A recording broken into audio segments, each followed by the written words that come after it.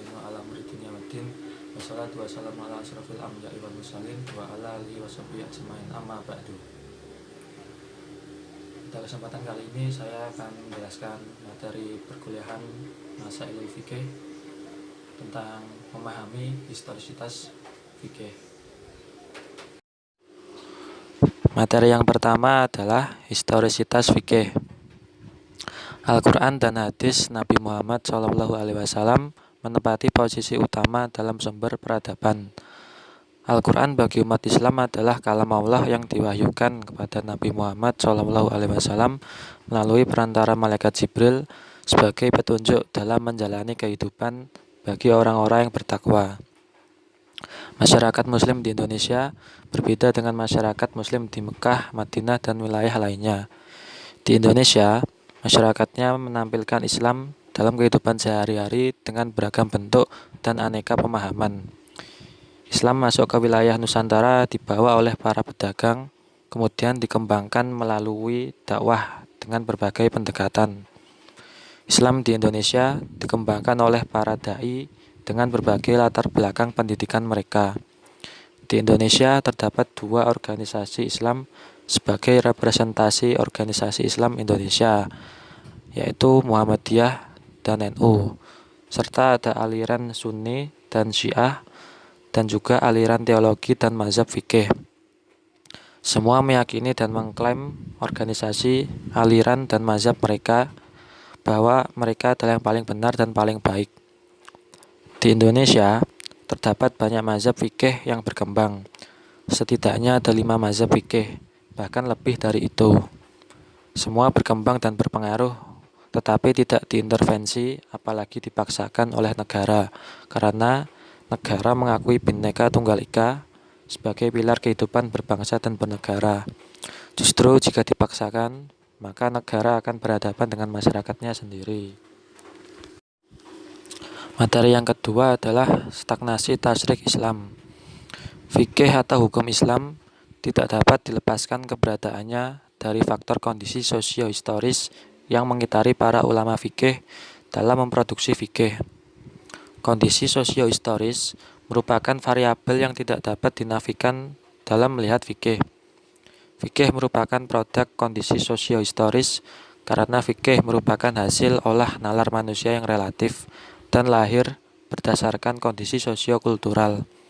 Karena itulah, fikih di suatu tempat belum tentu cocok di tempat yang lain, walaupun dalam waktu bersamaan, disebabkan kondisi masyarakat yang berbeda pula. Sebaliknya, boleh jadi fikih ditolak oleh masyarakat yang tinggal di tempat yang sama, disebabkan oleh perubahan situasi dan kondisi. Idealnya, fikih menjadi instrumen bagi manusia untuk sampai kepada kehendak Tuhan dan manusia tidak diperalat oleh fikih. Tetapi, faktanya, seringkali fikih ditempatkan dan dijunjung tinggi melebihi Al-Quran dan Sunnah. Hal ini berakibat adanya permusuhan dan perpecahan yang kadang menjadi kebanggaan bagi kelompok. Jika terjadi perselisihan yang berpotensi mengancam eksistensi ukhuwah, maka umat Islam harus membangun komunikasi di atas prinsip persaudaraan. Materi yang ketiga adalah fenomena fikih generasi awal. Pasca wafatnya Rasulullah SAW, tidak jarang sahabat melakukan ijtihad karena tantangan hidup dan kondisi sosio-historis sudah berbeda dengan masa Nabi Muhammad SAW. Terjadilah perbedaan pandangan di kalangan sahabat, khususnya kalangan Khulafaur Rasyidin.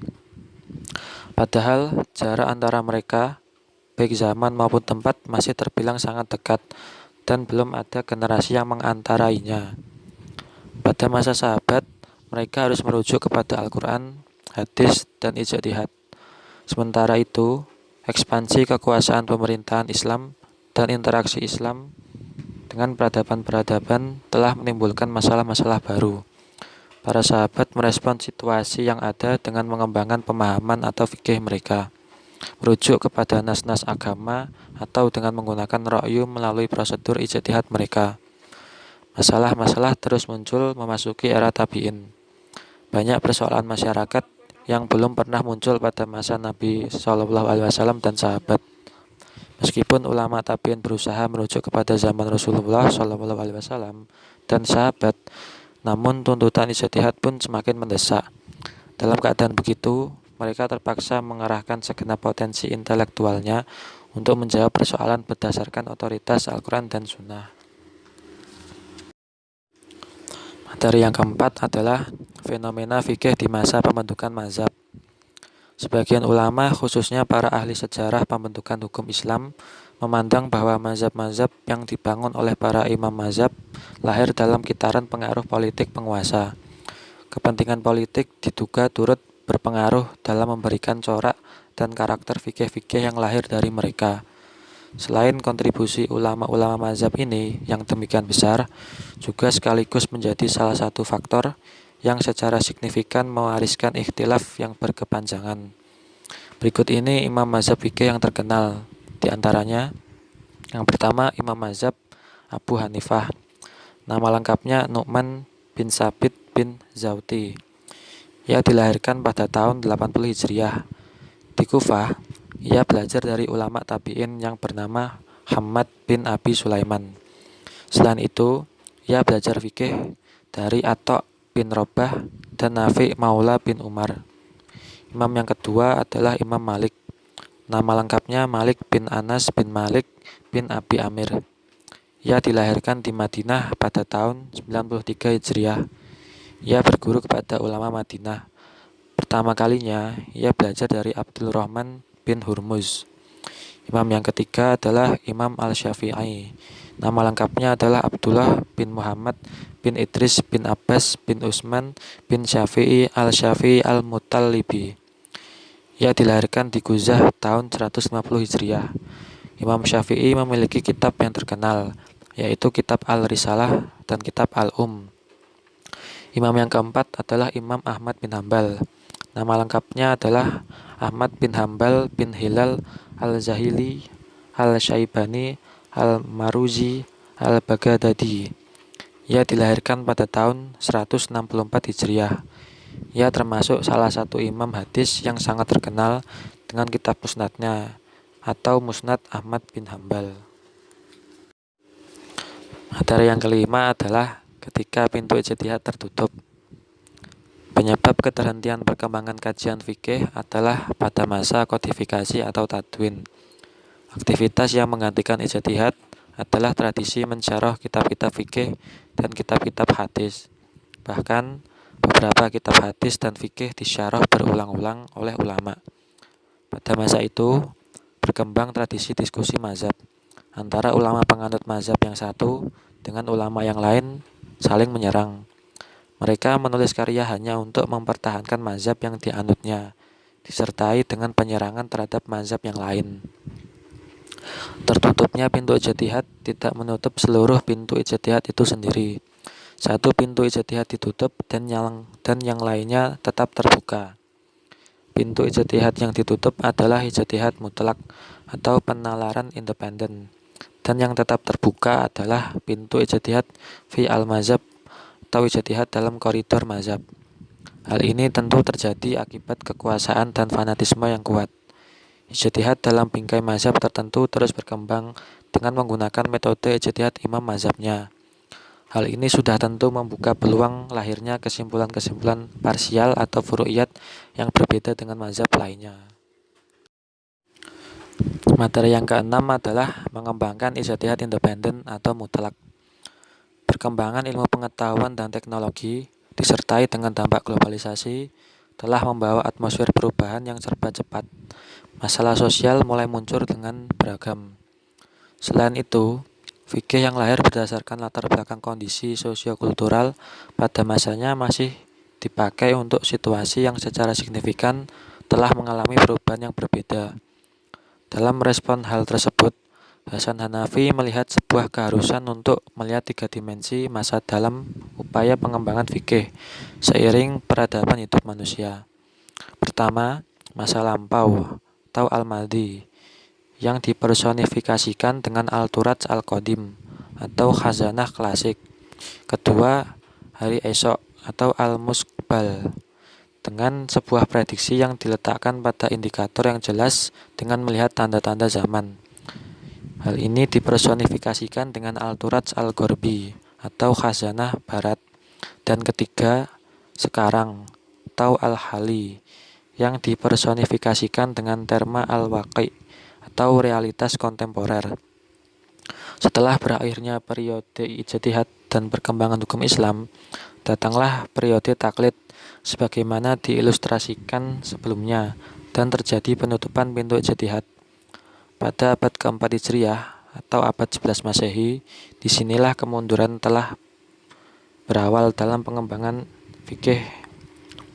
Pendapat yang mengartikan pintu ijtihad ditutup pada akhir abad ke-19 Masehi, mulai mendapat tantangan dari kalangan pembaharu.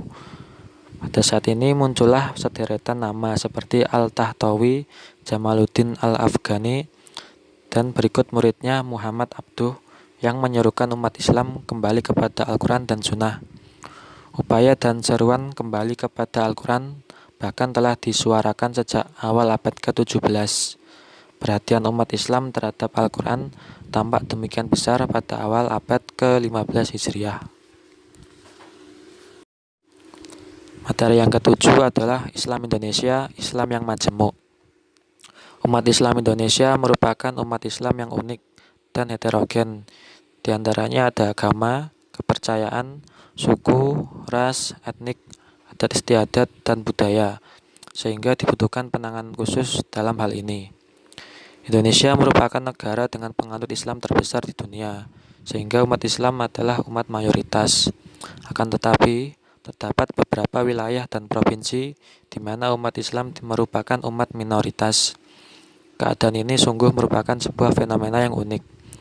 Potensi konflik atas nama agama juga merupakan masalah serius yang harus dipertimbangkan dalam pengambilan kebijakan. Bahkan secara internal, umat Islam mempunyai beberapa ormas, mazhab, dan organisasi, sehingga dibutuhkan kearifan berkomunikasi dalam mengambil kebijakan. Akibat mazhab penguasa di masa lalu telah mewariskan fanatisme yang begitu kuat. Hal ini mengakibatkan kegelisahan intelektual tersebut yang merupakan respon atas perlakuan umat lebih mensakralkan kebenaran fikih menurut mazhab yang dianutnya. Upaya-upaya semacam ini akan mendapat respon lebih lanjut dalam perkembangan peradaban manusia, sebab kemajuan peradaban manusia idealnya berbanding lurus dengan kemerdekaan setiap umat untuk mengembangkan dirinya dalam merespon dan melakukan pembaharuan sesuai dengan tantangan zaman dengan menerapkan perangkat ilmu yang cukup. Materi yang ke-8 adalah kearifan menyikapi perbedaan. Keragaman merupakan suatu hal yang perlu dipahami dan disikapi secara arif dan positif sebagai bagian dari sunnatullah. Maka ia akan membawa kehidupan ini lebih indah dan menarik untuk dijalani dan dinikmati. Salah satu hadis yang sangat populer terkait dengan perbedaan pendapat adalah ikhtilafu amata rohmah. Perbedaan pendapat dari umatku adalah rahmat. Keragaman dan perbedaan dalam berbagai aspeknya, baik secara individual maupun secara kolektif, harus disikapi secara arif, agar kehidupan individu dan kelompok akan lebih dinamis, sehingga dapat melahirkan kompetisi secara sehat untuk memperoleh kebaikan atau fastabiqul khairat, dan tolong-menolong atau ta'awun dalam menata kehidupan di bumi ini. Fikih seharusnya mampu memberikan jawaban tuntas terhadap berbagai fakta empiris. Keragaman pemahaman internal umat Islam Indonesia terhadap ajaran agamanya harus menjadi pertimbangan dalam memproduksi fikih, di samping fakta sosial yang juga harus menjadi pertimbangan. Selain perkembangan sosial dengan segala kompleksitas masalahnya, masyarakat Islam Indonesia juga merupakan masyarakat yang multi mazhab, baik secara teologis maupun dalam fikih. Rumusan fikih yang lahir diharapkan lebih akomodatif dan toleran terhadap fakta keragaman tersebut, dengan prinsip bersatu pada hal-hal yang disepakati dan toleran terhadap hal-hal yang tidak disepakati, khususnya menyangkut ajaran-ajaran Islam, maka persatuan antar umat akan dapat terjalin dengan baik. Yang terakhir adalah urgensi perumusan fikih Islam Indonesia. Ulama dan cendekiawan Muslim, khususnya perguruan tinggi dan sarjana Muslim, harus berusaha mengungkap berbagai bentuk warisan intelektual dari ulama dalam persoalan fikih terhadap generasi belakangan ini. Hal ini tidak semata-mata karena kuatnya doktrin fikih di masa lalu, melainkan juga karena kreasi intelektual yang kritis kurang terbangun belakangan ini akibat berbagai keterlenaan. Kuatnya umat Islam bermazhab kepada produk fikih mengakibatkan melemahnya bermazhab secara metodologis atau mazhab manhaji melalui pengkajian dan pengembangan usul fikih dan kaidah-kaidah fikih. Dalam respon konteks kekinian, dibutuhkan kesadaran sejarah dan kepekaan terhadap realitas kontemporer bagi umat Islam.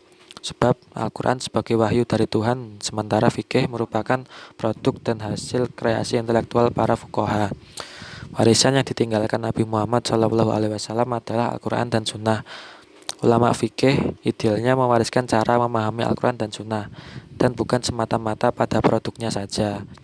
Pintu ijtihad sebaiknya tidak ditutup, bahkan harus dibuka demi mengakses daya kreasi ulama belakangan ini. Sebab fikih sebagai salah satu cabang ilmu atau kajian Islam yang terus-menerus harus diuji. Baik, mungkin itu saja yang dapat saya sampaikan. Apabila ada kekurangan dalam penyampaian, mohon maaf yang sebesar-besarnya. Wabillahi taufiq wal hidayah. Akhir kalam. Wassalamualaikum warahmatullahi wabarakatuh.